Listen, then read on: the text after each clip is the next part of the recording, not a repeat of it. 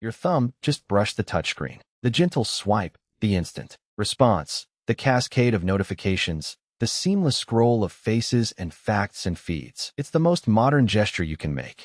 It's how you connect to the entire world right now. And right now, inside that mind you're using to navigate it, there's a quiet hum, a background process. Maybe it's the part of you that gets overwhelmed when too many tabs are open, or when the music is too loud and the lights are too bright, and three people are talking at once. Maybe it's the part that fixates on one thing, that needs the routine of your favorite mug in the morning, that notices the pattern in the floor tiles that no one else sees. Maybe it's a part you wrestle with, that you've been told is a flaw, but flip that perspective. Turn it inside out. That sensitivity, that focus, that deep dive into a single system of logic or pattern. What if that wasn't a glitch? What if that exact wiring, for 99.9% of human history, wasn't just useful? What if it was the reason your ancestors survived the night? This isn't about diagnosing ancient humans. We can't do that.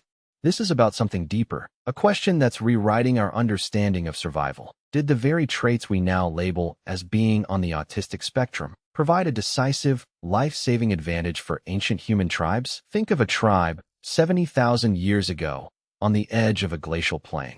Your direct ancestors, their survival is a numbers game of brutal subtraction. Subtract heat, subtract food, subtract vigilance, and you subtract a life. Every member of that tiny band is a node in a fragile neural network. Some nodes are brilliant at reading the flicker of emotion on a face across the fire, at navigating the stormy seas of social alliance and gossip. They're the glue. But what if other nodes were wired differently? What if some minds weren't optimized for reading faces, but for reading landscapes? Not for tracking social cues, but for tracking animal spoor over 3-day-old, wind-scoured rock? Not for joining the chorus around the fire, but for listening, with a preternatural focus, to the break in that chorus. The one cricket that stops chirping in the distant brush, signaling a predator's approach. If even one of those specially wired ancestors had failed at their unique task, the entire group might have tipped from survival into extinction. And you, sitting here with your phone, with all your modern complexities, you simply wouldn't exist. For most of human history, our world wasn't built. It was observed. It was a vast, chaotic, analog dataset of textures, sounds, patterns, and systems. The rustle of a specific grass meant water. The slight asymmetry in a herd's movement meant weakness, a potential meal. The fracture pattern in a certain stone meant it could be napped into a razor-sharp tool. This wasn't information you learned in a conversation. It was information you saw, you heard, you absorbed from the environment itself. Modern society prizes the social generalist, the charismatic connector, the flexible collaborator, and that is a powerful, essential skill set. But researchers who study human cognitive evolution are proposing a radical idea, that human groups have always been cognitive ecosystems. And just like any ecosystem, diversity isn't just nice. It's the engine of resilience. The theory is that what we now call neurodiversity, and specifically cognitive profiles associated with autism, might represent ancient, specialized survival modules that got hardwired into the human gene pool because they worked. Think of it this way. A tribe facing a long winter needs more than just strong hunters. It needs the person who can remember, with flawless, obsessive detail, where every single root cache was buried 9 months ago, under different foliage. It needs the person who can sit for 14 hours straight, practicing the same flint napping strike, not for praise, but because the perfection of the edge is a complete and satisfying system in their mind. It needs the person who isn't distracted by the social drama of the camp, who is instead monitoring the migration patterns of birds with an intensity that others find strange. These aren't hypothetical superpowers. These are documented cognitive patterns linked to autistic thinking, intense focus on systems, exceptional memory for factual and sensory detail, acute perception in specific sensory channels, a drive to identify and follow rules and patterns in the non-social world. In a modern, socially saturated environment, these patterns can cause friction. They can be disabling, but drop that same cognitive profile into an ancient environment where the primary task was not networking, but decoding the natural world, and the friction vanishes. The disability flips into a stark, cold, life or death ability. The survival crisis our ancestors faced was one of information processing. Every moment, the savanna, the forest, the tundra was screaming with data. The scent of rain on the wind, the subtlest shift in an animal's gait, the barely visible seam of flint in a cliff face. The social minds were busy with the critical work of group cohesion, sharing stories, building trust, planning the next move as a unit. But some minds, the theory goes, were automatically filtering out that social noise. They weren't indifferent to the tribe.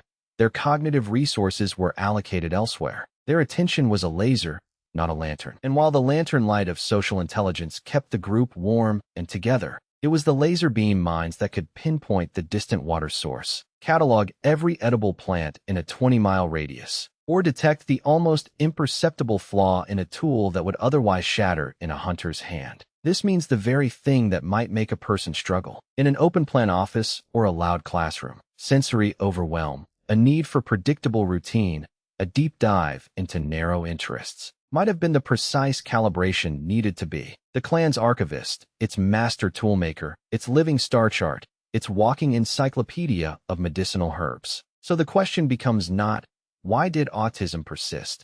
But, could humanity have persisted without it? The leading edge of this idea comes from looking at the archaeological record, not just for what our ancestors made, but for the kind of minds they must have had to make them. And when you look with that lens, you start to see fingerprints of specialized, system-seeking intelligence everywhere. The painstaking, repetitive pressure flaking of a Solutrean spear point, a task requiring thousands of identical, precise motions. A total immersion in the material's physics. The first symbolic notations, like the 77,000-year-old ochre engravings from Blombos Cave, geometric, repetitive patterns that speak of a mind captivated by order and repetition.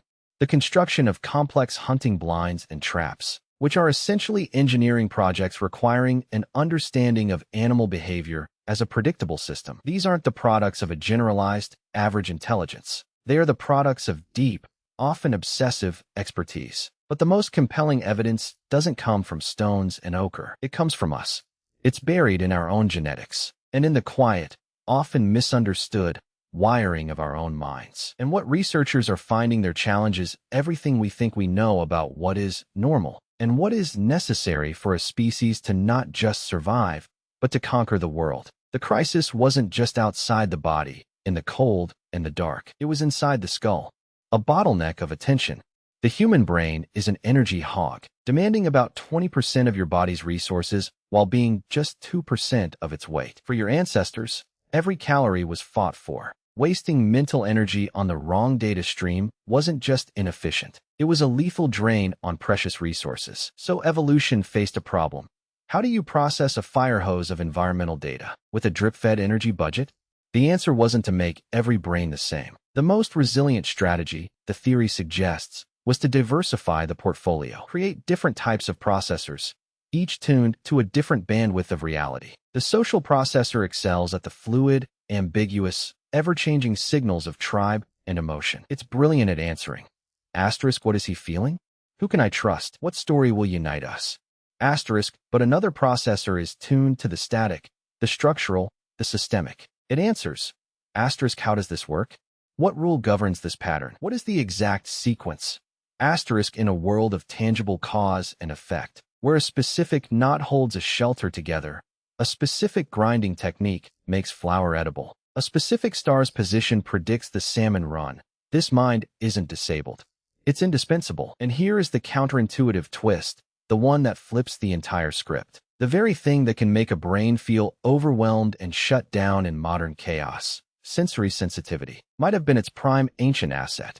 It wasn't a flaw in the hardware. It was a specialized feature, turned up to its highest setting. Think not of a flaw, but of a dial, where most people have their sensory dials set to a mid-range, comfortable level, allowing them to filter out the hum of the world to focus on conversation. Some minds have those dials permanently cranked to their maximum setting. The weave of your shirt isn't just fabric. It's a grating, specific texture. The flicker of fluorescent light isn't just illumination. It's a strobing, painful distraction. The murmur of a crowded room isn't background noise. It's a cacophony of indistinguishable, equally urgent sounds. Now, take that hypersensitive system out of a buzzing coffee shop and drop it onto the African savanna 200,000 years ago. Suddenly, that overwhelm becomes hyper-vigilance. The brain receiving all that raw, unfiltered data isn't malfunctioning. It's conducting a symphony of survival signals that others simply don't hear. The mind that gets lost in the chaos of a supermarket might be the same mind that could pinpoint the single, faintest anomaly in a landscape. The broken twig pointing the wrong way, the patch of moss growing on the wrong side of the tree, the scent of water buried under layers of dry earth. While others were talking, this mind was mapping. Not socially, but spatially, sensorially, systematically. This is where the theory moves from idea to evidence, because we can see the shadows of these specialized minds in the leaps our species made. Consider the first complex tools. Making a hand axe isn't just hitting a rock. It's a recursive algorithm in stone. You have to see the finished shape inside the raw lump. You have to strike with precise force at a precise angle. Then read the new fracture plane it creates and plan the next strike based on that. It's a closed loop of action and feedback, a conversation with geometry and physics. For a mind wired to seek perfect, repetitive patterns and to immerse itself in a system's logic, this isn't tedious work.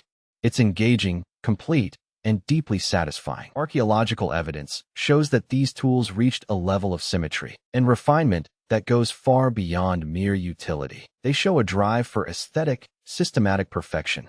That drive has a cognitive signature. Then there is the evidence of memory. Oral histories in some cultures contain incredibly precise, multi-generational records of landscape and event. The location of a waterhole that only appears once every 20 years. The migratory path of a herd from a century before. These are not stories of kings and battles. They are libraries of environmental data. Who, in a pre-literate society, becomes the keeper of this library?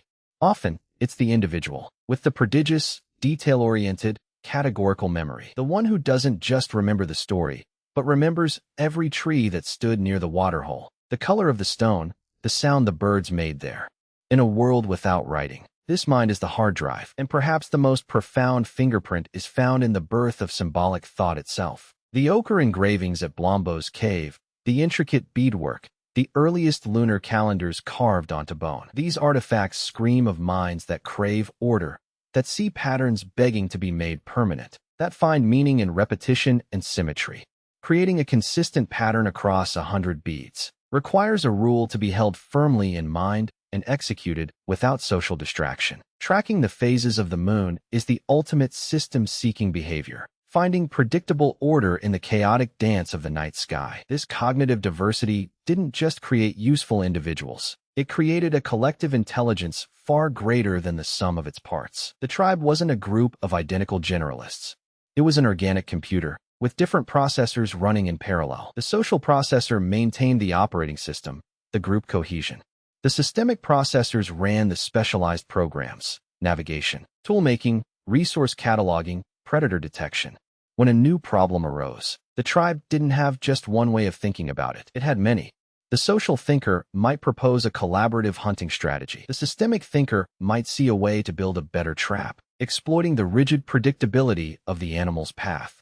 The hypersensitive observer might notice that the prey was avoiding a certain area because of a smell they alone could detect. The solution that emerged was a hybrid, a product of cognitive crossover. And this is why the genes for these cognitive styles persisted. They weren't random mutations clinging to the edge of the gene pool. They were actively maintained, because a group with this mix of minds was more adaptive, more innovative, and more resilient than a group of pure social generalists. The glue people and the laser people needed each other. The survival of each depended on the success of the other.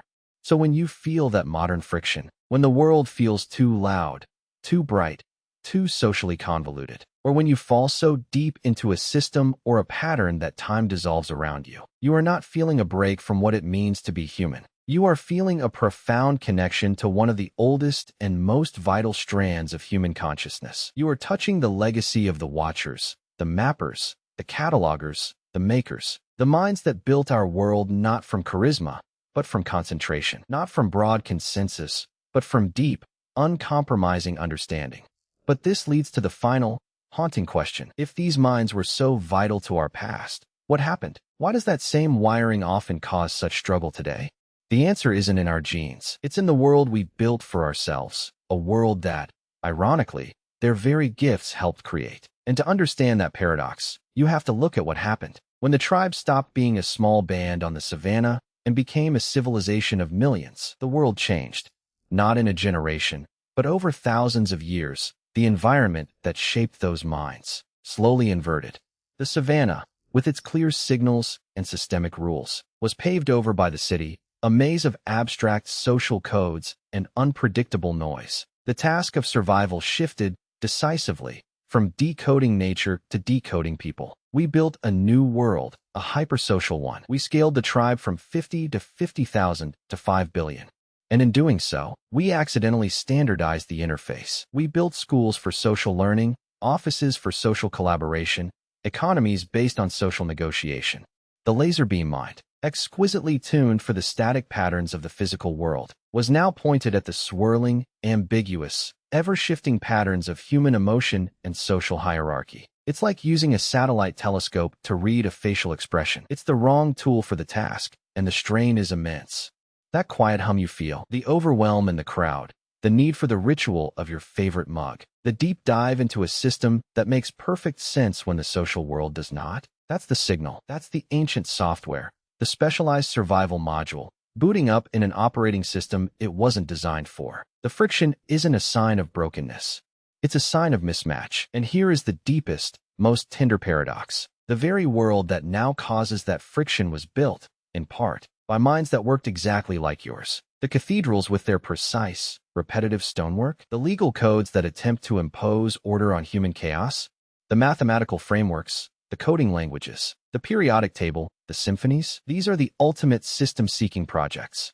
They are the natural world, abstracted and perfected. They are the savannah, translated into logic and law and art. The minds that feel out of place in the modern social sphere are often the direct descendants of the minds that architected its very foundations. So let's land this back in your room. Right now, you put your phone down, the screen goes dark, and for a second, there's just the quiet. Feel the weight of your body in the chair, the texture of your clothes on your skin, the faint, specific smell of the air in your space. You are, in this moment, not a social profile or a set of productivity metrics. You are a sensory instrument, inherited from an unbroken line of survivors. That sensitivity isn't noise.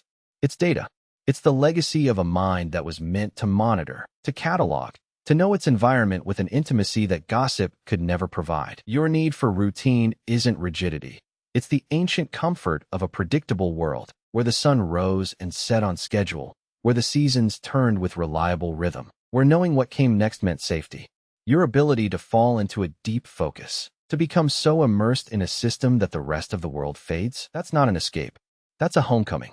That's the state in which your ancestors found water, perfected the spear, mapped the stars, and remembered everything. The modern world tells you this is a flaw, because the modern world has forgotten what it is for. We medicalized a mismatch. We pathologized a prehistoric profession. We looked at the master toolmaker, restless and irritable in the marketplace, and called them disordered. We saw the living star chart, overwhelmed by the chaos of the festival, and called them broken. We met the clan's archivist, who spoke in precise, factual monologues about cloud formations instead of gossip, and called them odd. But you are not a glitch in the modern system. You are a living relic of an ancient one. You are proof that humanity's greatest trick wasn't just cooperation, it was cognitive division of labor. You carry the quiet, intense, and indispensable focus that balanced the chorus. You are the other half of the conversation our species has been having with the universe. For 200,000 years, the social minds asked, what are we feeling? Your lineage of minds asked, how does this work? We needed both questions to get here. So the next time you feel that friction, when the lights are too bright, the plan changes too suddenly, the small talk feels like a foreign language. Don't see it as your failure to adapt to the human world. See it as the human world, for a moment, failing to adapt to you. See it as an echo from a time when your kind of mind was the one keeping watch, making sure the story continued. Your ancestors didn't just pass down your eye color or your height. They passed down a way of perceiving, a wavelength of consciousness. You don't just have their bones. You have their attention. And in a world now drowning in information, but starved for understanding, in a chaos of hot takes and shallow scrolls, that deep, systemic, patient attention is not a relic. It is a rebellion.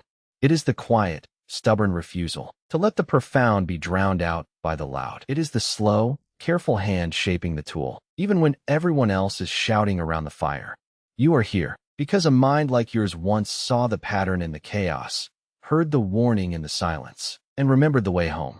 Now, the world that mind helped build has turned away from the static patterns of the earth and towards the frantic patterns of itself. It speaks a different language, and sometimes, standing in it, you might feel a profound loneliness, as if you're listening for a signal on a frequency that everyone else abandoned long ago. But the signal is still there. It's in the perfect logic of a line of code, in the satisfying symmetry of a well-built shelf, in the intricate rules of a game you've mastered, in the catalog of facts you've built about the thing you love. It's in the deep, focused quiet you crave and sometimes find. That is not you switching off from being human. That is you tuning in to the oldest channel of them all. You are not a problem to be solved. You are a thread in the tapestry, a voice in the chorus, a specialized processor in the ancient, distributed network that dreamed up the world. You exist today because, for 99.9% of human history, the way your mind works wasn't just accepted, it was sacred. So let the screen stay dark for one more second.